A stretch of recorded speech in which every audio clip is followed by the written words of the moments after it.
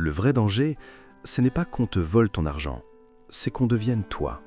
Ferme les yeux un instant. Tu es chez toi, peut-être un soir de semaine, dans le calme. Le ventilateur tourne au ralenti. Les bruits de la rue s'estompent. Ton téléphone vibre sur la table. Tu décroches sans méfiance. À l'autre bout du fil, une voix professionnelle, presque rassurante, se présente. C'est ta banque. Pas un conseiller générique, non, ta conseillère, celle dont tu as le numéro enregistré. Elle ne t'alerte pas sur un découvert, elle ne te parle pas d'une carte bloquée. Sa voix est calme, presque détachée. Monsieur, je vous appelle pour vous confirmer que le prêt de 15 millions de francs CFA que vous avez sollicité est validé. Les fonds sont disponibles dès demain. Silence. Ton cerveau met quelques secondes à encaisser. 15 millions. Tu n'as rien demandé. Aucun projet, aucun achat, aucune visite en agence. Ton cœur se serre. Tu lui réponds qu'elle fait erreur, qu'il y a forcément une méprise. Tu articules ton numéro de client, tu donnes ton nom, ta date de naissance. Tu commences à élever la voix, non plus par confusion, mais par un sentiment de révolte viscérale. Pourtant, elle insiste, imperturbable, avec ce calme qui devient glaçant. Pourtant, monsieur, nous avons l'intégralité du dossier. Votre carte nationale d'identité scannée, recto verso, votre facture d'électricité du dernier trimestre, et même un selfie de vous tenant votre carte devant votre visage. Instinctivement, ta main plonge dans ton portefeuille. Ta carte est là, bien réelle, bien physique, avec ta photo, tes empreintes. Tu la touches du bout des doigts, comme pour t'assurer que tu existes encore. Pourtant, à des centaines de kilomètres de là, dans un appartement anonyme éclairé par la lueur bleutée d'un écran, quelqu'un possède la version numérique parfaite de ton identité.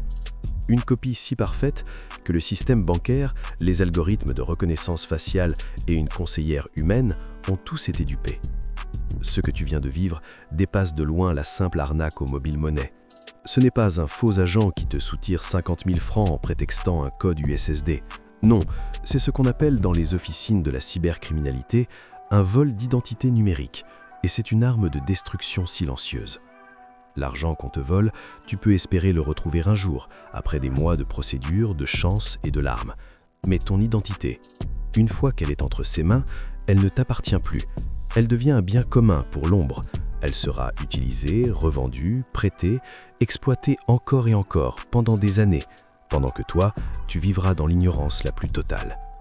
Alors, comment ces criminels parviennent-ils à se glisser dans ta peau ? Le processus, aussi terrifiant qu'il soit, commence souvent par un geste que tu as toi-même effectué sans la moindre hésitation. C'est un matin dans un couloir d'agence de télécom ou en ligne chez toi pour une offre Internet premium. Tu scannes ta carte d'identité pour une inscription sur une plateforme de livraison de repas, ou bien tu la télécharges en pièces jointes pour valider un compte sur un site de e-commerce qui te promet des prix imbattables sur des baskets ou du riz. Ce scan, ce simple fichier JPEG, une fois envoyé, commence un voyage que tu ne maîtrises plus. Le site que tu as utilisé, il n'a peut-être aucun système de sécurité digne de ce nom. Un employé mal rémunéré face à un dossier complet peut céder à la tentation et revendre ta pièce d'identité pour l'équivalent de quelques dizaines de milliers de francs. Ou pire, un pirate informatique, sans même te viser toi personnellement, fait tomber la base de données entière de ce site. D'un coup, des milliers de scans de cartes d'identité, des milliers de factures se retrouvent en vente sur un serveur situé à l'autre bout du monde. En quelques clics, le cybercriminel a tout. Ta photo, ton numéro de téléphone, ton adresse. Il lui suffit de quelques minutes pour glaner sur tes réseaux sociaux ou tes conversations WhatsApp les dernières informations manquantes, ton surnom, le nom de ta mère ou ta date de naissance exacte. Le travail est presque fini. Et voici le point crucial qui change tout.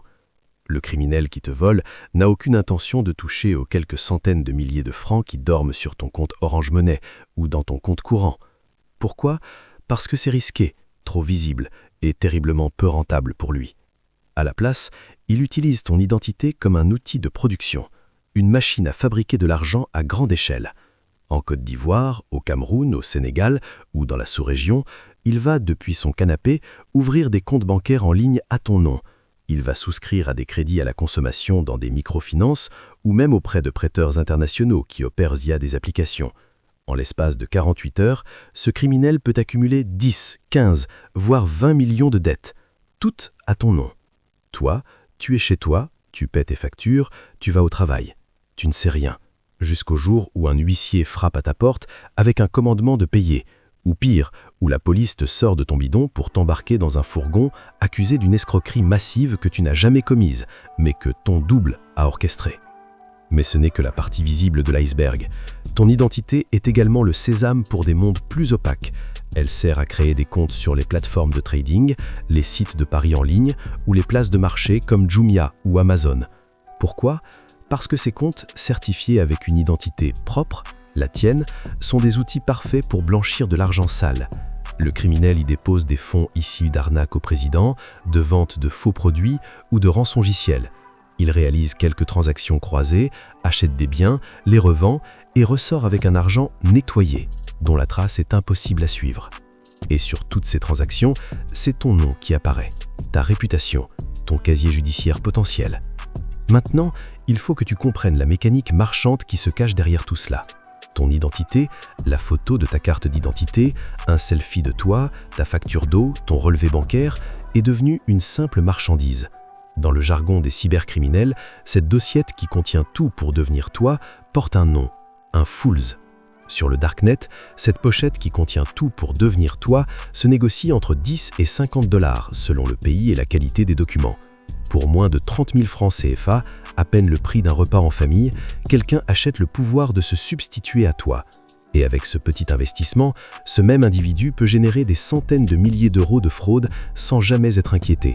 Car sur toutes les traces numériques, sur tous les formulaires bancaires, sur toutes les caméras de surveillance des points de retrait, c'est ton visage, ton nom, ton adresse.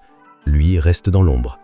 Alors, la prochaine fois qu'un commercial dans une boutique, une application sur ton téléphone ou un site internet te demande d'envoyer une copie de ta pièce d'identité, arrête-toi.